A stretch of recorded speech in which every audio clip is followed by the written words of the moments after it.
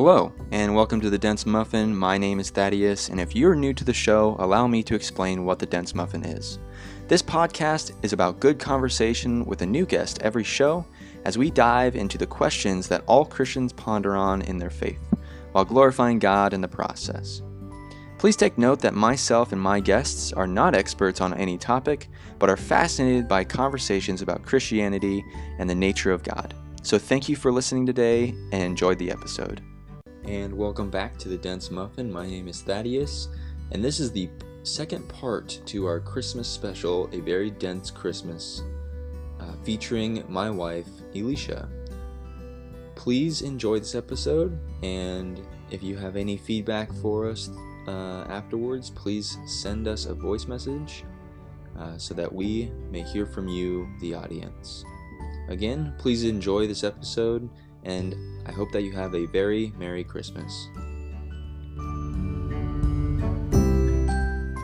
We now want to talk about the more dense topic of when Jesus was born.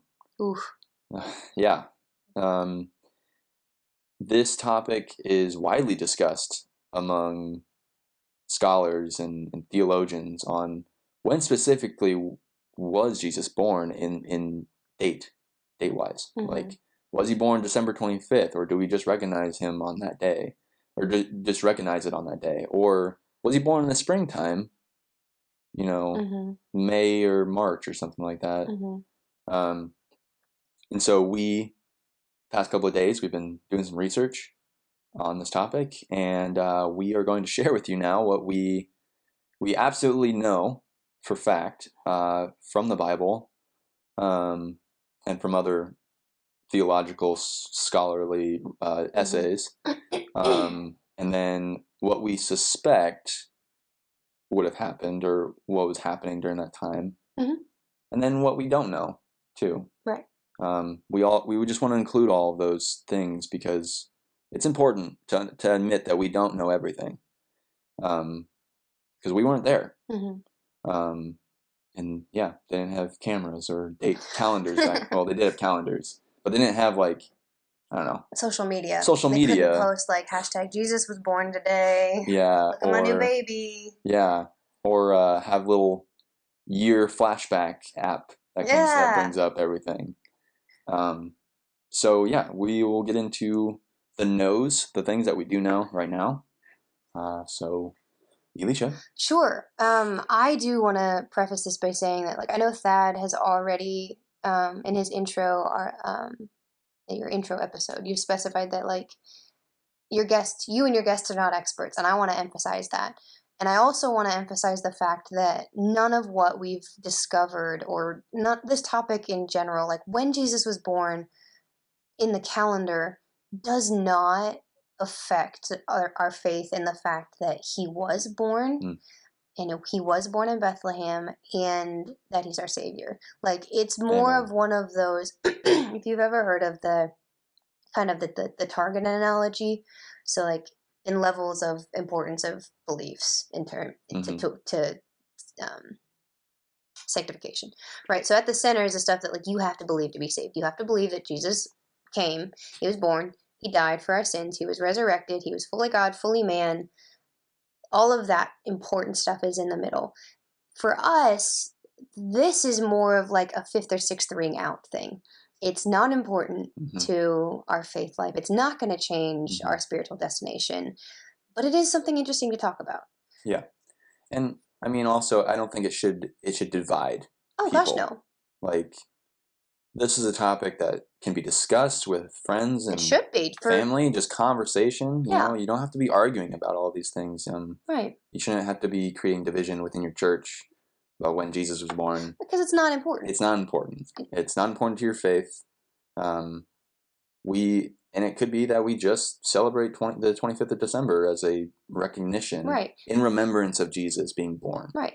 And even if he was born in the spring, I'm going to continue to celebrate Christmas on the 25th because that is the tradition in the church. Right. And we can remember it in the winter time or in the springtime. It doesn't really matter to me, I mean, yeah, you should I think you should always be celebrating the birth of Jesus. Exactly. Every day of the year. Exactly. So just pick one day to make it extra special. Yeah. So all of that being said, like Thad said, don't use it as a tool to argue. It shouldn't start an argument. It should be a fun discussion, a fun thought exercise. And that's what it's been for me the past couple of days, because I kind of thought like, oh, of course, like I had heard a while ago, like he was born in the spring and like in high school or something like this. And that's because this, and this. So I was like, oh, okay, so maybe he was born in the spring. And then I went about my life. And then I met Thad, and he showed me this really cool article that said, like, no, actually, and we'll talk about that in a hot sec. No, actually, he probably potentially was born in December. And then the more that we dug into, and so then I kind of ascribed to that. And I was like, okay, cool. And then the more that we dug into it the last couple of days, the more that we realized, like, there really is no one right answer to this. Right. And we was kind of joking with him yesterday. I was like, why did we think that the two of us, untrained, not professional theologians, could come up with an answer that scholars and theologians and historians have been debating for thousands of years? Right. So that's something important to keep in mind, is that we're probably not going to come to the answer. Yes. But let's try. Let's try. All right. Pardon me, coffee. All right. So what do we know? Well, we know, and this kind of stuff I limited to things that we pulled out of the Bible, right? Because as Christians, we believe that the Bible is the inerrant word of God. And so above all else, I'm going to believe this. So here's what we know. He was born in Bethlehem. We do know that. That's important. Yes. He was conceived in his Aunt Elizabeth, during his Aunt Elizabeth's 6th month of her pregnancy with John the Baptist. Yeah. That's in Luke, and we'll cover that in a second. We'll provide references for all of these in a second. I just want to go through the list. Yeah. Jesus was actually conceived during Gabriel's visit, because in that verse he talks to Mary as if she's already with child. We know our good friend the Magi were from the east. They saw a star. They stopped briefly at Jerusalem and spoke with Herod. Then they went to Bethlehem. What I would like to point out at this point, what we don't know about that is exactly when that happened. We don't know how old Jesus was. Right. And we'll get to that in a second. We know that John the Baptist, this is important for trying to date Jesus. This has relevance. John the Baptist was conceived after his father Zechariah's priestly rotation at the temple ended. We know that Herod had reason to believe that Jesus could be up to 2 years old when he killed all of the innocents. Right. And we know, according to Levitical law, that Jesus would have been presented at the temple at 41 days old. Seems like a random list of facts, but if you look into when we look into the scriptural passage, we'll know. So then, Thad, do you want to go into kind of where our suspicions lie? Yes. So here's what we suspect. Jesus was conceived in the sixth calendar month, based on the dative case used in Luke 1:26 and the case in 1:36. And we'll get into that. That's more along the lines of what it says in the Greek. And then also, the debate with that, though, is which calendar is that based off of? Yes. Because at this point in history, there were 2 calendars used. There was the Syro-Macedonian that was used by part of the world, or some people in the world. And then there was the Roman calendar. And they started on different days. Like their New Year's Day was on different days. Right. The thing is that when Matthew wrote his gospel, the Romans had taken over, and they probably would have installed their calendar. Right. But it doesn't mean that the Syro-Macedonian calendar wasn't being used still. By people of Greek origin. Luke. Like Luke. We suspect there are 2 visits to Bethlehem. By the Holy Family. By the Holy Family. Joseph, Mary, and Jesus. First one being when he was born. The second one being up to 2 years later. There are different events recorded in Luke and Matthew that lead us to believe that it was different. So the order of events from their being in Bethlehem to when they returned to Nazareth, there were different events that happened in Matthew than in Luke.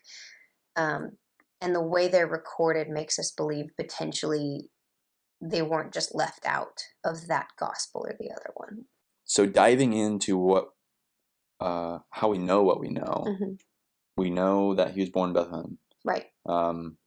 Because there would have been a census done by Caesar, right? Right. So not only do we have, obviously, multiple biblical accounts of the fact that Jesus was born in Bethlehem, which, as Christians, we're taking as the ultimate truth, right? But like Thad was saying, there would have been a governmental census, right? We all know that in the Luke account, in those days a decree went out from Caesar Augustus that all the world should be registered. There's actually records of censuses being taken that can place Mary and Joseph in Bethlehem. We didn't actually look into those, but they would have existed. So, right, and Jesus had to be born in Bethlehem to fulfill the prophecy that the Savior would come through Bethlehem. So that's what we know. Not going to spend too much time on that because I feel like that's right. Would you agree with that? Yeah, that's okay. It's fairly well accepted and easy to prove. The next thing that we said that we know was that Jesus was conceived during Elizabeth's 6th month of pregnancy, which also is going to tie into John the Baptist being conceived after his father's rotation at the temple ended. All right, so looking backwards, so the birth of Jesus is talked about in Luke 2. The birth of John the Baptist is talked about in Luke 1, Yeah. He's John, this is Luke. So I think we might all be familiar with the story of John the Baptist. Elizabeth and Zechariah were old in age. Elizabeth was barren. She can have kids. Right. And so in Luke 1:5, it says, in the days of Herod, king of Judea, there was a priest named Zechariah of the division of Abijah. Now, I might be butchering that pronunciation, but that's how I'm reading it. He had a wife from the daughter of Aaron. Her name was Elizabeth. They were both righteous before God, walking blamelessly in all the commandments and statutes of the Lord. But they had no child because Elizabeth was barren and both were advanced in years. So that's important, right? If they're going to have a baby, it was going to be a miracle. Right. So Zechariah served as a priest, and the priestly divisions served in a specified rotation. I can't remember if it was one division would serve for X amount of months, or if it was 1 month, or if it was 1 year. I don't know for sure. Yeah, I've learned the timeline of how long they served. Oh, okay. I can't remember. Oh, okay. So that's something that you could look into. And we, if we had, I mean, this is just so deep. We didn't have time to go into all of our little avenues. We were more concerned with how we could, kind of pinpoint a timeline. So anyway, we don't know exactly when, right? But we know that it's important because it's written down in temple records which division served when. So there's a record of it. So it says, while he, Zechariah, was serving as a priest, while his division on duty, according to the custom, he was chosen by lot to enter the temple of the Lord and burn incense. So this is the Holy of Holies, which if you've talked about temple structure at all, there's different rooms and chambers that different people were allowed to go in. There was the common area where anybody, Jew, Gentile, could come and be and maybe worship and maybe learn. And then there was the inner that only Jewish men were allowed into. And then there was beyond that where only priests were allowed. And I'm butchering this. I'm sure there's other divisions. But there was one room. You're just paraphrasing. I'm paraphrasing. You're right. Thank you. There was one room in the temple that was called the Holy of Holies. And it was where God resided. The Spirit of the Lord resided. Obviously, this is before Pentecost, before he lived within us. The Lord lived there. And once a year, one priest would go back there, burn incense, and present the prayers of the people and offerings to the Lord in the Spirit. And this is when he had a rope tied to him, and he had bells on his robe, so that if he fell over dead and the bell stopped jingling, they knew to pull him out. So this was Zechariah's job this day, was to go in, potentially risk his life, to see God, to be in the presence of God, and burn incense, which is a huge responsibility. Most priests would never get the opportunity to do this. So it was a hugely small chance that it was Zechariah's chance. So he was chosen by lots, so he went in. The Spirit of the Lord, and there appeared to him an angel of the Lord standing on the right side of the altar. The angel said to him, "Do not be afraid, for your prayer has heard." I believe this was Gabriel. Yeah, I am Gabriel. In verse 19, the angel answered, "I am Gabriel." Zechariah challenged it. Gabriel silenced him. John the Baptist was born eventually. So we're looking at verse 24 now, because this is important, when John the Baptist was conceived. So it says, back in 23 actually, "And when his time of service was ended, he went to his home. After these days his wife Elizabeth conceived, and for 5 months she kept herself hidden, saying, 'Thus the Lord has done for me in the days when he looked upon me, to take away my reproach among people.'" So this is where we're getting our information that we know that John was conceived shortly after Zechariah's priestly rotation in the temple ended. Right. And then it was 6 months later when Gabriel visited Mary. Right, which we get into in the next verse. Right. Like there's the month after Zechariah, or there's 5 months after Zechariah's end of term that Elizabeth was hidden, 4 or 5 months, yeah. 4 or 5 months. Yeah. And then in the 6th month. Yeah. So then we jump to verse 26. And this is where we're going to kind of get into, well, this verges on the category of things we suspect. Right. But bear with us. So the next verse says, "In the 6th month, the angel Gabriel was sent to a virgin betrothed to a man. Her name was Mary." So this is the 6th month that we're talking about in Greek with things that we suspect, which we'll get into more later. But if you fast forward a few verses to verse 36, this for sure pinpoints that Jesus was conceived during Elizabeth's 6th month of pregnancy.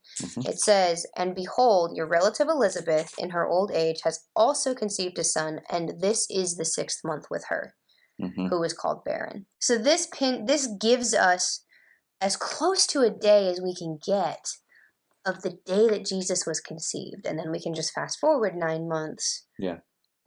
40 weeks. Of course, we don't know the exact date. Right. That would be something we'd have to look at, given Zechariah's priestly rotation. But this gives us a day when Jesus was conceived. Right, a timeline. A timeline. Right, yeah. Right. Based on Elizabeth's pregnancy. Yes.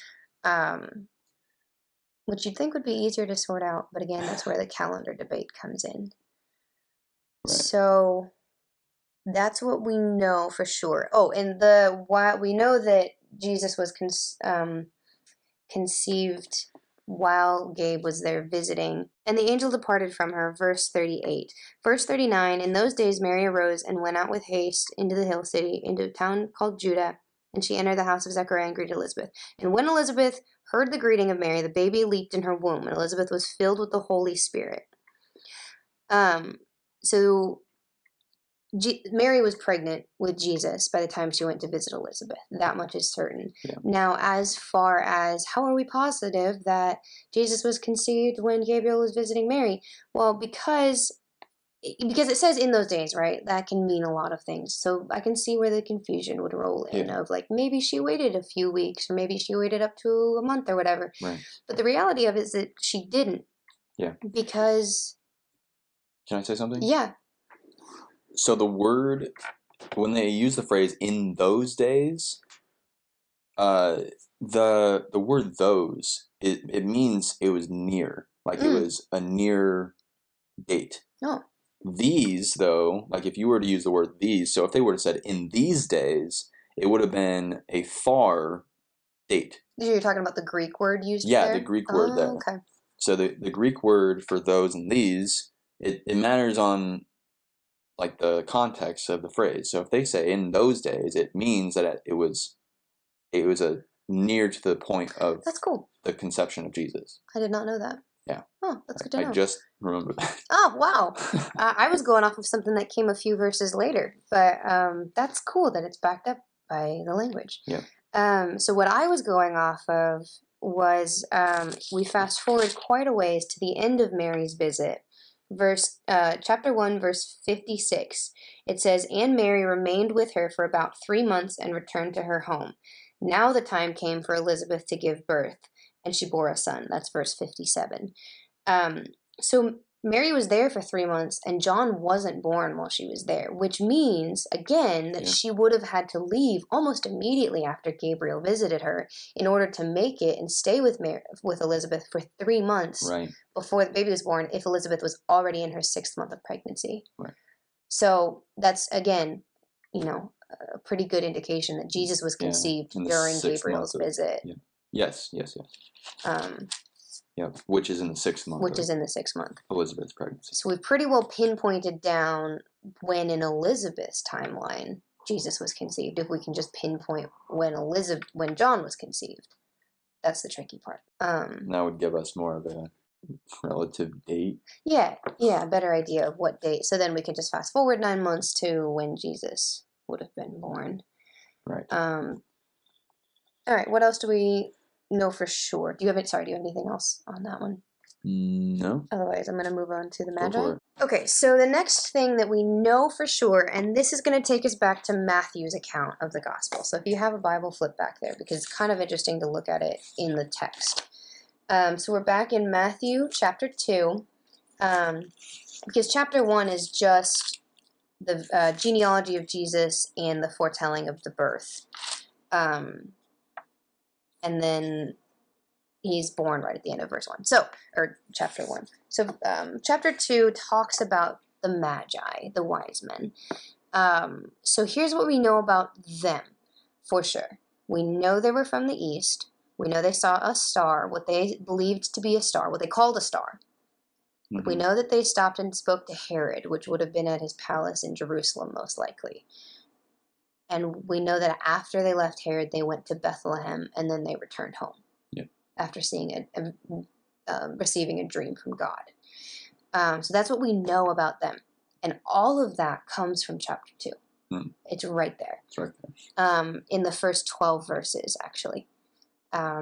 So it says, literally verse 1, in the days of Herod, wise men from the east came to Jerusalem, saying, where is he who has been born king of the Jews? For we saw his star when it rose, and have come to worship him. So they came to Jerusalem, spoke with Herod, followed a star to get there. Pretty straightforward. Then after this, fast forward, they found out it was in Bethlehem. So Herod summoned the wise men secretly, ascertained from them what time the star had appeared, and he sent them to Bethlehem, saying, go and search diligently. Mm-hmm. Then they went, they found. The star went before them to Bethlehem until it came to rest. They rejoiced, they gave the gifts, they worshipped. They were warned in a dream not to go back to Herod, so they went to their own returned to their own country. Yep. A lot of people have speculated that these men are from Mesopotamia or Persia.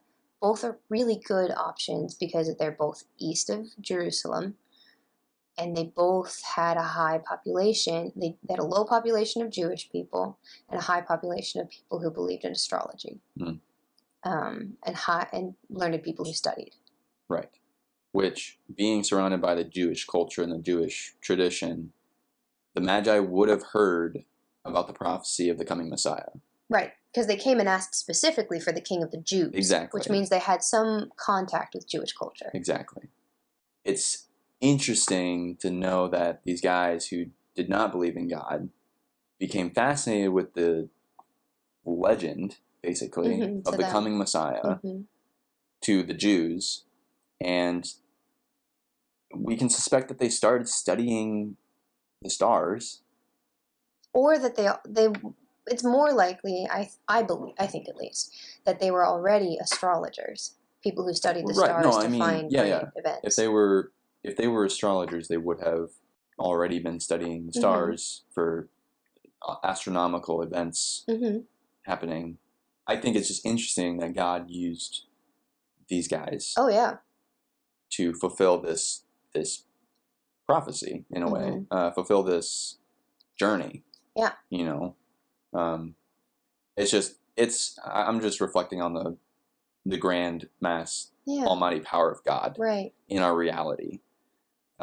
Because he's outside of our reality, and he can use whoever he wants to fulfill his kingdom. Yeah. So weirdly enough, it sounds like he used kind of a pagan ideology to bring people to Jesus. Right. To communicate with people, because that's what he met better way to say it is he met them where they were at. Right. They believed in astrology. They believed in signs and symbols. And so he used that to draw them closer to him. Literally. Literally. And then they worshipped Jesus. And then they returned to their own country, which I have to believe then means they took Christianity back with them with a stronger force. Mm-hmm. I hadn't thought about that. Like, I'd thought about the symbolism of them being non-Jewish people coming for the Jewish Messiah. Like, that's cool. Like, from his birth, he's bringing in the Gentiles. But, like, to think about the fact that, like, yeah, like, Mm-hmm. you know, God used what they were studying, even though it wasn't him, to bring them in. Yeah. That's cool. Yeah. Aw. So. I dig it. Yeah, so back to what we were saying. Yeah, so is that all that we know about the Magi? Yes. Okay. So then, kind of tangenting off of them, quite possibly one of the worst and saddest passages in the birth story is the fact that the killing of the innocent, as it's called in some translations. It's chapter 2, verse 16. Herod is afraid of his political rival that he believes was born. Mm-hmm. The king of the Jews, like that, he was the king of the region, essentially. Like, that would frighten him. Right, because he's expecting an invasion from another country. Right. Or another kingdom. Right, basically. exactly. It's a threat to his power. Yeah. And so that's why he sent the Magi to find the child, and they were to report back to him, but they didn't. And so, in verse 16, when he saw that he'd been tricked by the wise men, he became furious. He sent and killed all the male children in Bethlehem and in all that region who were 2 years old or under, according to the time that he had ascertained from the wise men. This was, of course, to fulfill a prophecy that was in the Old Testament. So, I mean, some people would ask, why would God send the Magi to Herod knowing that he was just going to try to kill Jesus? But it actually was necessary because, it fulfilled prophecies, one, but it also began to set Jesus as at odds with the current government, which he was going to be his whole life. Yeah. This is just like the first account of his life where political and political powers and governments would have been threatened by him. Exactly.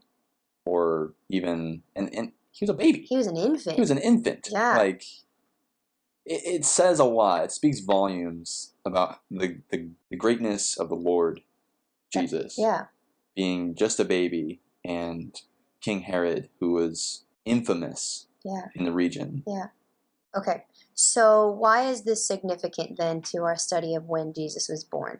The reason is that 2 years old or under part. So we put this in the no column because something that the wise men said when they met with him in secret back in verse 7, something that they said led Herod to believe that Jesus could have been up to 2 years old at the time of the Magi's visit. Yeah. Because why else would Herod kill 2 years and under? Exactly. So this kind of leads us into what we suspect regarding the appearance of the star and the double visits to Bethlehem that we mentioned earlier. Okay. So then we started asking, yesterday when we were doing this research, we started asking why in the world would Herod believe that Jesus could be 2 years old? Because in our, the way that we have our nativity set up is that the Magi were there when Jesus was a baby in the stable, which actually there's a few things in the Matthew passage besides just the 2 years old thing. There's a few other things that led us to believe that maybe this was a different visit to Bethlehem that the Magi found Jesus during. Okay, so the first one is the language. Back in verse 11, it says that going to the house, they saw the child with Mary, his mother, and they fell down and worshipped him. I mean, all of us that know the Christmas story, Jesus was born in a stable behind an inn. By no means would you call that a house. So that's the first thing that makes you a little suspicious of, wait, I thought Jesus was in a manger. Like, that's my nativity. Baby Jesus lying in a manger surrounded by animals, and the wise men are there. Yeah.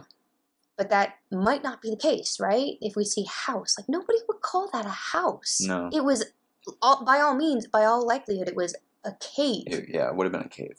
In a hill, right? Because that's what they use for stables, isn't it? Yeah. Yeah. So, okay, firstly, house, suspect. Secondly, the 2 years old thing. Why in the world would Herod have any reason to believe that Jesus was 2 years old if he had just been born? Like if the wise men had come, seen a star, come to visit, found Jesus in a manger as a baby, why would they have told Herod that they had seen the star 2 years previously? Right? Yeah. And that's not spelled out precisely, but that's what I surmised from the fact that he thought he could be 2 years old. Like, oh, the appearance of the star means that the king was born, which means he was potentially born 2 years ago, right? Okay, so we've got the house that's mentioned, not the stable. We've got a house. And then secondly, we have Herod killing 2-year-olds, for some because he believed he could potentially be that old, right? The next thing that we noticed, and that we noticed with the help of a website that we're going to put in the show notes, right? Yeah. The website itself is called nowozone.com, but they have a section talking about New Testament chronology, specifically the exact dating and birth and crucifixion.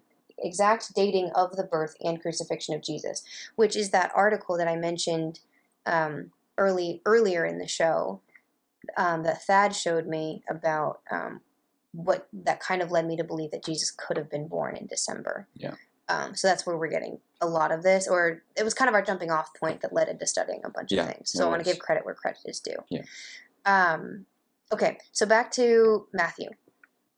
The order of events surrounding the Holy Family being in Bethlehem and then returning to Nazareth. I mentioned earlier that there were different events recorded in Matthew and Luke that happened between the time that we know that the Holy Family was in Bethlehem and the time that they returned to Nazareth, right?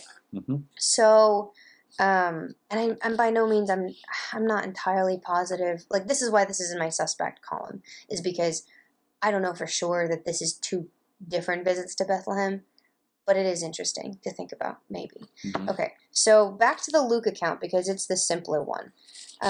So in Luke 2, here's a brief summary of events. Jesus is born, the angels bring the shepherds to visit, and then he was circumcised at 8 days, and then he was presented at the temple, which would have been at 41 days. That's something we know for sure. Mm-hmm. He would have been presented at the temple according to the law of Moses at 41 days. So we know that. Then we go through this. He meets Simeon and Anna. So then immediately after that, in verse 39, so they're at the temple. They meet Simeon and Anna, and immediately after that, in 39, it says, "And when they had performed everything according to the law of the Lord, they returned into Galilee, to their own town of Nazareth. And the child grew up and became strong, filled with wisdom." Okay, so keep that in mind. In Luke's account, it sounds like, and it's pretty, straightforward, that the Holy Family visited the temple at 41 days old, and then immediately returned to Nazareth.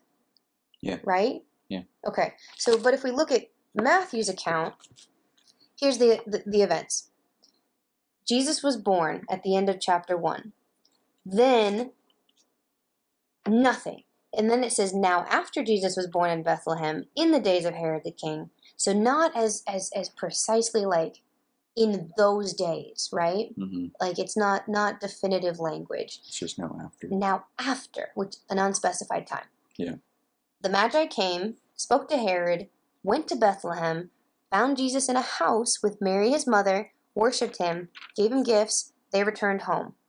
Now, here's what it says. This is definitively happens, verse 13, this definitively happens after the Magi left, like immediately, because it says, now when they had departed, behold, an angel of the Lord appeared to Joseph in a dream and said, rise, take the child and his mother, and flee. Immediately after the Magi's visit, the family flees to Egypt and remains there for years. I don't remember how long, but a certain number of undetermined time. Mm-hmm. So then the family flees to Egypt, and then Herod kills all of the children in the area. Mm-hmm. And then, after Herod died, which we do know for certain happened in 4 BC, an angel of the Lord appeared to Joseph and said, "Rise, take the child and his mother, and go to the land of Israel, for those who sought the child's life are dead." So he rose, took the child, went to Israel, but he was afraid because he didn't want to return to Judea because of who was ruling. Which is Herod's son. Herod's son.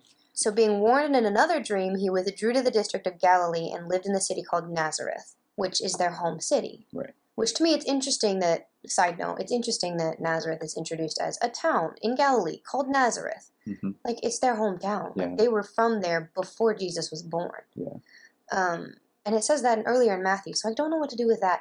But this seems to me that the timeline is airtight. From the time the Magi visited to the time they returned to Nazareth, like, it's a completely different timeline. Like, there's no mention of the temple, there's no mention of presentation, and they didn't return immediately to Bethlehem when Jesus was 41 days old. Yeah.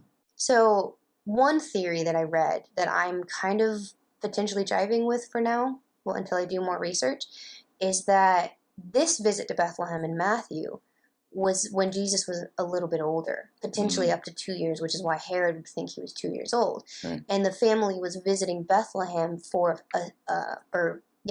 would have been visiting Bethlehem for another celebration or something, or maybe they were visiting family, or like they were celebrating a Passover in Bethlehem. And the reason that they're in a house is because they were staying potentially with people they had met on their first visit to Bethlehem when Jesus was born. Like, this is all speculation. Some family friends or something.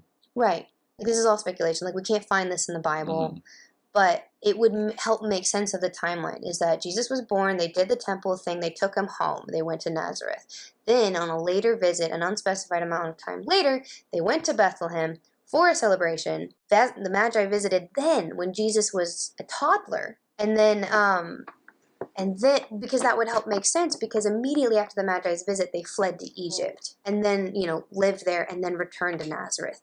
So, I mean, it's the only way that I can make sense of the discrepancy, because it just doesn't feel like, and I'm pleased if somebody has some better insight into this, let us know, because I just don't know. This is what I'm doing with the facts that I see in the scripture, is I'm thinking maybe this was a different visit when Jesus was older, because then it would be a little more in line with the immediacy of the timeline between the Magi's visit and the flight to Egypt. Also, because Luke doesn't mention the flight to Egypt in his account of the birth, which is super important, because there's a prophecy about, "Thus I called my son, out of Egypt I called my son." Yeah, which is mentioned in Matthew. Matthew 2:15. Right. So there was a prophecy that Jesus had to be called out of Egypt. Luke doesn't mention that, though, which seems out of character for Luke, because he's so detail-focused. Right. He's an intelligent man. Right, he's a doctor, right? So he's known to be the one that focuses on details. And so why would he skip over an entire prophecy-based trip to Egypt? Because then after the return to Nazareth, the next time we see Jesus in Luke's account, in verse 41, is he's 12. It just says the boy grew up strong and filled with wisdom, and the favor of God was upon him. So I think potentially he left out the trip to Egypt because Luke was written after Matthew. Right. So the trip to Egypt was already covered in Matthew. Right. He probably didn't see it important. Right. There was already, Matthew was widely circulated by the time Luke was written. Right. So people knew Jesus had gone to Egypt and been called out at some point in his childhood. Right. So then the next thing that is interesting and that we suspect is, not only was Jesus conceived in the 6th month of Elizabeth's pregnancy, but also potentially the 6th calendar month. Right. And you know a little bit more about that because you were looking at it in the actual Koine Greek. Yeah, Koine Greek, which is common Greek. It's what the New Testament was translated from. It's what the New Testament was written in when the disciples wrote the books. Okay. When Paul wrote the books too. They were all written in Koine Greek, which is common Greek, which I think is like 7 different dialects of Greek. Oh, really? Put into one. Wow. So they took words and phrases and ways of spelling things from these different dialects and put them into one language. so that all people with the dialects of Greek could read it Oh, cool. and understand it. That's cool.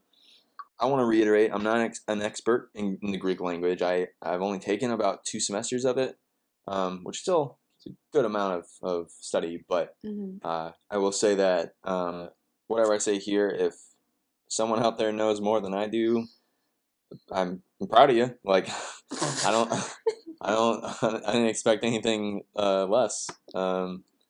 But you would welcome. I would welcome some feedback. Yeah. If you agree with us. So in Luke chapter 1 verse 26, it says, "In the 6th month, the angel Gabriel was sent from God to the city of Galilee, named Nazareth," which this is where he told Mary that she would be pregnant with a son conceived by the Holy Spirit. So I'm reading in the Greek New Testament right now, and the 2 verses that we're going to look at is verse 26 and verse 36. In verse 26, the case for which it says in the 6th month is dative. It's a dative case. So then, what exactly is a case in a language? So basically, case in a scholarly definition is a linguistic term used regarding the manner of categorizing nouns, pronouns, adjectives, etc., according to their traditionally corresponding grammatical functions within a given phrase, sentence, or clause. It's a mouthful. Yeah. But to make it more sense to the Greek, Greek language has 4 widely known cases, and then 1 minor case that we won't really get into. But the 4 widely used cases are nominative, genitive, dative, and accusative. And I'll just go ahead and explain all of them, and then I will narrow down to just the one that is used in the text. So the nominative case it represents the object or the subject of the sentence. An example of that would be men see apostles. The word men is in the nominative case because it's the subject of the sentence. Oh, okay. Then the genitive case shows possession, so it's representing the possessor. Like, for instance, the wisdom of men. Of men is the genitive case, is in the genitive case because it's showing possession. The wisdom is the men's wisdom. Oh, okay. So the dative case is representing the indirect object, which, for instance, the sentence would be, he gave gifts to men. The word to and the word for are usually what are used that's how you can identify the dative case. Okay. Is if it's for someone or if it's to someone, like you give something to someone. The to someone or the for someone represents the dative case. So because that's the indirect object, right? Because that's the indirect object. Oh, yeah, that's okay. correct. So like he is the subject, gifts are the direct object, and the indirect object is to men, is the men. Yeah. Right? So the to would be part of the indication of the dative case. Right. Okay. So then accusative, the last one, it represents the object of the sentence. So, I mean, in that instance, gifts would be the object. So like, he gave gifts. What did he do? What did he give? He gave gifts. He gave gifts. So gifts is the object. Which is in the accusative case. So that would be in the accusative case. Okay. Yeah. And there can be multiple cases in a sentence. Okay. So it's not just relevant to one sentence or one case. But the dative case, going back to that one, that is mainly being used here in the text in Luke 1:26. I will go ahead and put something in the description for this episode so that you guys can follow along with what I'm talking about. So because it's easier to see visually. Yes. Because the case is denoted by certain markings on the words, right? Right. And Koine Greek is also a reading language and a writing language. It's not a spoken language. Okay. anymore. So it's really hard to explain because you can't really speak it. Right. It's a written thing. It's a written thing. Because there's visual cues to help you figure out what case it's in. Exactly. So in this in the text, the clause is in the 6th month.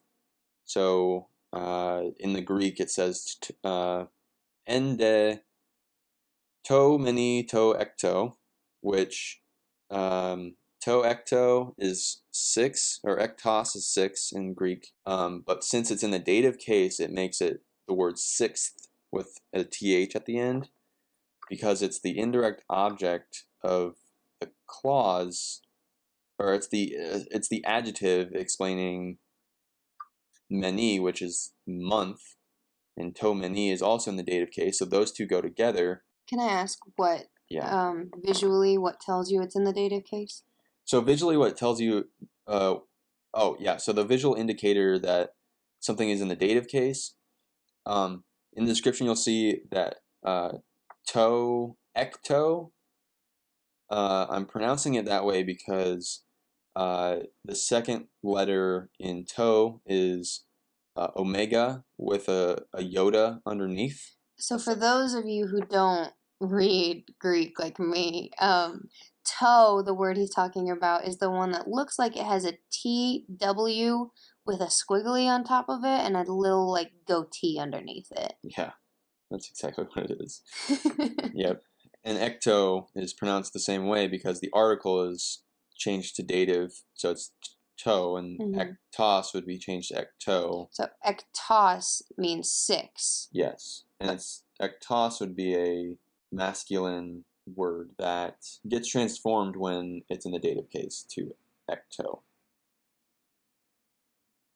Okay, so then it means 6th. It's basically saying like in the 6th month, and since we see that we'll see this in 36 how it's different from this verse, because, well, you know what, it's probably I'll just jump to 36 because I'll come back to this 26. So in 36 and it says and behold, Elizabeth, your relative, is also with child, or pregnant, with a son in her old age. Do you want me to read it out of the English Yes, Bible instead of the please. Greek? I'm reading it straight out of Greek, and I'm having a hard time. It's impressive to watch you translate on the fly. But Yeah. Okay, so for those of you who have your English Bible in front of you, it says, "And behold, your relative Elizabeth in her old age has also conceived a son, and this is the 6th month with her who was called barren." Yes. So the words we're looking at, Elizabeth, the subject, and so since Elizabeth is a woman, all of her articles, which are like thes, so the, or words that pertain to her, would be in feminine, a feminine declension. I'm probably wrong about that, and I can see my Greek teacher being so disappointed in that. But it's a feminine noun, so all the words that connected to her would be in the feminine gender. So, for instance, mηνὶ ἔκτος, which is 6th month, like Elisha said in the English translation. Can you read that part again? And this is the 6th month with her. Yeah, this verse in 36, it says in her 6th month, or the 6th month of her who was barren. So the difference between this word 6th month, or this two words 6th month, and 26's 6th month is the feminine declension. I know that's going to be, my teacher is going to just be so upset that I use that phrase, but I'm going to use it. The feminine declension of the whole subject, which is Elizabeth, would mean that there's a self-identifying article, which is αὐτῇ, which αὐτός is myself, and αὐτῇ is like the word for her.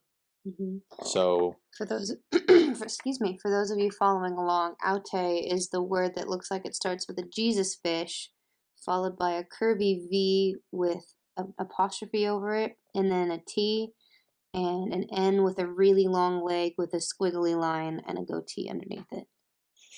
So that is what we're talking about right now. Yes. So αὐτῇ is the article here that's used for mηνὶ ἕκτος, which mηνη is month, and ἕκτος is 6. Now, I did say that ἕκτος is a masculine form, and it is in its root form. Okay. It is masculine. But in this case, which is also dative case, because it has the goatee underneath αὐτῇ, that means it's dative, which means it's placing a setting. It's placing the context of a setting, place, time type of thing. So it means that ἕκτος is now translated as a feminine descriptor for mηνη. Because of αὐτῇ. Because of αὐτῇ. Which indicates it's a feminine. woman. Okay. Yeah, because αὐτῇ is in relation to Elizabeth. Okay. So that's the difference. So like this 6th month is in the 6th month of Elizabeth's pregnancy. That's what it means. But in 26, it's just saying the calendar 6th month, because it doesn't have any self-identifying article like αὐτός or αὐτῇ for Mary, and it doesn't show any feminine version of ἕκτος or any feminine declension in the sentence, in the verse in 26. All it is a date, we can say. It's some form of date in this context, which is in the 6th month. It means in the 6th month of the year. We're assuming. We don't know any of, reiterate, we don't know any of this for sure. But because we don't, like, you came to this conclusion based on the fact that just in verse 24, it was talking about Elizabeth's first 5 months of her pregnancy. Right. And then in verse 26, all of a sudden it switches to a neutered, like a gender neutral kind of term, ἔκτω, right? Because it would have been ἔκτος again, right? If it was talking about her 6th month of pregnancy. If it was talking about Elizabeth's 6th month, it'd be in the feminine declension, in the dative case, which would have been a mηνὶ ἕκτος αὐτῇ, which is her 6th month. But in this, it's not. We can suspect that this is the 6th month of the calendar year. Which is super cool, because in English, that phrase translates the same in both verses, but in Greek, it looks so different. It matters in the Greek, yeah. Yeah. So I think that's really cool. Yeah. That you were able to parse that out. Yeah. So that's my take on the Greek language. That's really cool. We have more? Oh, yeah. So if we're suspecting, we can't prove, obviously, with our limited knowledge that it is actually the 6th calendar month. But we tend to, the more that we did research, the more that we kind of, and looking at the Greek of it, which Thad was so kind to bear into, and I mean, it's been a couple of years since I looked at Greek. Only a year, right? Okay, it's been only a year, but only a year feels like a couple of years when you're learning a language. That's true. Especially Greek. Well, it's all Greek to me, so. Well, okay.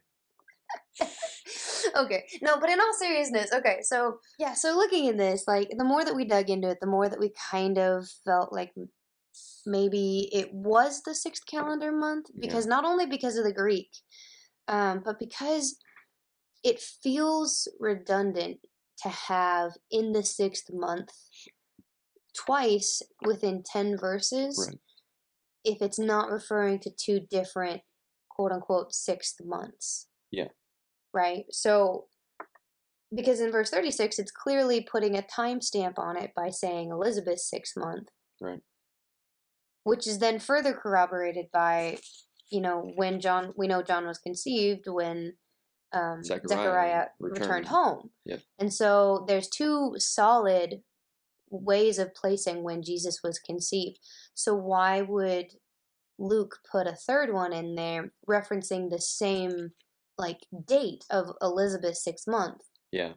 The conclusion that we came to, and that the author of that New Testament chronology website we were talking about earlier, the No Woe Zone one, the conclusion that we came to was that it was referencing a different sixth month, aka the sixth calendar month. Yeah. Which, after reading that in the article, we then looked at it in the Greek and saw, oh, this could be, because I thought, well, what if, this would be a fairly easy thing. Like, if it's supposed to be Elizabeth's sixth month, it would be in the feminine form. Yeah. But, so Thad looked into it, and it's not. So that kind of lends credibility to the theory. So, then if we're subscribing to that theory, let's further enter the realm of hypothesis. Which calendar are we using? Which I didn't even know was a debate. Apparently, there were two calendars in use in this region at this time, which the majority of this following information is going to come from that No Woe Zone article, because I'm not much of a history buff, so wading through historical, when did certain eras end, is not my strong point, but I did the best I could. So, basically, at this time, there were two calendars in use. There was the Roman, which was obvious because the Roman Empire was at its height or whatever, right. And they had obviously instituted their own calendar. The other one that I didn't even know existed until you sent me this article was the Syro-Macedonian calendar, which was introduced during the Seleucid era, introduced by Alexander the Great over 3 centuries ago. Yep. Which I guess would have been pre the Seleucid era, because I remember the Alexander's family line was before this. Anyways, I'm getting off topic. Yeah. So the Syro-Macedonian calendar was used by the Greek people at this point, which our early Jewish ancestors would have been a part of, kind of that culture. Yeah, or they probably would have used that same. Luke was a Greek from Antioch, which meant it's highly likely he was using the Syro-Macedonian calendar. So he was also writing his gospel, in which we find the birth account, to Theophilus, who is another Greek currently living in Antioch. So it's likely that they both would have referenced the Syro-Macedonian calendar, which began at a different point in the year than the Roman calendar did. Because the Syro-Macedonian calendar, their New Year's Day fell on whatever day the beginner of that era of kings ascended the throne. Yeah. So, that Seleucid era that I mentioned earlier, there's some debate about when it actually began, because there was some crossover between Seleucid I and Alexander IV, who was a child king who died around age 14, but it was... So, regardless, there was some crossover between the ending of one era and the beginning of another, which is significant because that's where the difficulty in placing the exact time of Jesus' birth comes in, because there's some debate about what year the Seleucid era began and with the reign of Seleucid I. And there's also a debate about when within the year it began, what day, which is significant because we need to know what they're marking as the beginning of the new year in order to calculate the 6th calendar month. Right.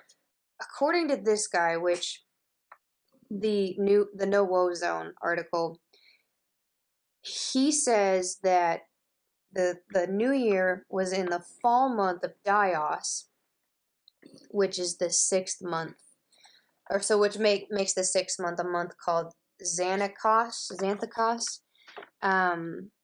which the 6th month would have fallen from our dates March 10th to April 7th, which meant that Jesus was conceived approximately the middle of that month on around March 25th, which is the traditionally celebrated date for the Annunciation, aka the day that Gabriel announced to Mary that she would be pregnant. It's also incidentally around the date of the vernal equinox. I don't know what that has to do with this, but this guy says it's important. Oh, because it gives us a point for dating. The date of the vernal equinox during that year in 5 BCE, which actually is not possible now that I'm reading this, because Herod died in 4 BC. Mm-hmm. Oh, wait, no, this would be possible then, because that was a year before he died. Yeah, whatever. I'm going backwards in time. So the vernal equinox that year occurred on March 22nd/23rd, aka 9 months later. Jesus could have been born in December. Yeah. If we go by that. We go by that. So Syro-Macedonian is the assumed calendar because of where they lived. It's the easiest one to assume because of their heritage. It's the hardest one to place because of the crossover between the kings, and we don't know exactly when the Seleucid area would have began, which is not found in the No Zone article. It's found in a separate article that I found on, I don't remember what website this was on, but it was an article written by, I'm going to butcher this name, Yehuda Ben Dor from Tel Aviv. It's called A Note on the Two Seleucid Eras. So it's not anything that has to do with biblical history, but it's purely trying to put a timestamp on when the first Seleucid era began. And so in this article, I learned that there's actually, because of that crossover, there's a debate about what year and when in the year it started. So it means, traditionally it's thought to have begun in the fall. But he found some evidence, and I cannot remember for the life of me what it was, that the Seleucid area might have actually begun in the spring. So I don't know what to do with this. This is going to be an area of further exploration for me, because I feel like there should be some definitive answer out there as to when this started, because it's history, but, we were keeping records at that point. Yeah. So somebody somewhere has to know this answer. And if you're listening, please tell me. Give us feedback. Because I'm just going in circles in my head. Okay. So that's the first calendar, right? So that's why. So the Syro-Macedonian calendar, if they abided by that, it would place Jesus' birth in December. When we celebrate it. Right. Like, recognize it. Right. The other calendar. Right. So the other calendar that we mentioned is the Roman. Which most people at first glance would be like, why in the world would it even be possible that they were following the Roman calendar? Of course they were following the Syro-Macedonian calendar, because they were both Greek. Yep. Well, I would agree with you on that. But we have to present both sides of the argument, and here's the other side. The other side is that within Luke's letter, specifically Luke 1, verse 3, he addresses Theophilus in his opening, Most Excellent Theophilus, which apparently is also used when Lysias wrote to the Roman governor Felix, and when Paul addressed Felix and Festus. So Lysias and Paul both called important Roman officials most excellent in their letters, which makes people think that most excellent is a term applied only to Roman officials. Which makes people think that Theophilus is a Roman official. Interesting. Problems with this. Okay. One, Luke never refers to anyone else as most excellent. We don't see that in the Bible. He doesn't address a Roman person as most excellent. Mm-hmm. Two, there is I guess there is a portion where he writes the phrase most excellent, but that was only when he was reporting the words of the Roman citizens Lysias and Paul when they addressed Romans. So, like, he was writing down what they said. They said, most excellent, so he wrote it down. Gotcha. So that's the only instance it's used in his writings, I guess. I haven't looked into that, but according to this article, that's the only instances it was used. The other issue is that Theophilus is a Greek name, and he's living in a Greek city, and Luke is Greek. Yeah. Which to me would indicate that they would be using a similar calendar, the same calendar, and it would, to me, it would be the Syro-Macedonian, because how confusing would it be to be living in a Greek region? Yeah, and using the Roman calendar. Using a Roman calendar. Yeah. I mean, you and your neighbor would celebrate New Year's Day 4 months apart. Right. Like, that's just confusing. So anyways, I tend to subscribe to the Syro-Macedonian calendar theory. Yeah. I also will agree with that. That's what I believe they used, since it was their heritage. It makes and the most sense. Yeah, it was part of their heritage and their culture. So right. Why would Luke use the Roman calendar? Right. Theophilus is not a Roman. Yeah. That we know of. I mean, his name does not indicate Roman heritage. Also, if you know if he was a Roman or not, give us feedback. We're just going to have people teaching us this. Yeah, yeah. All right. So that's that. Cool. Yeah.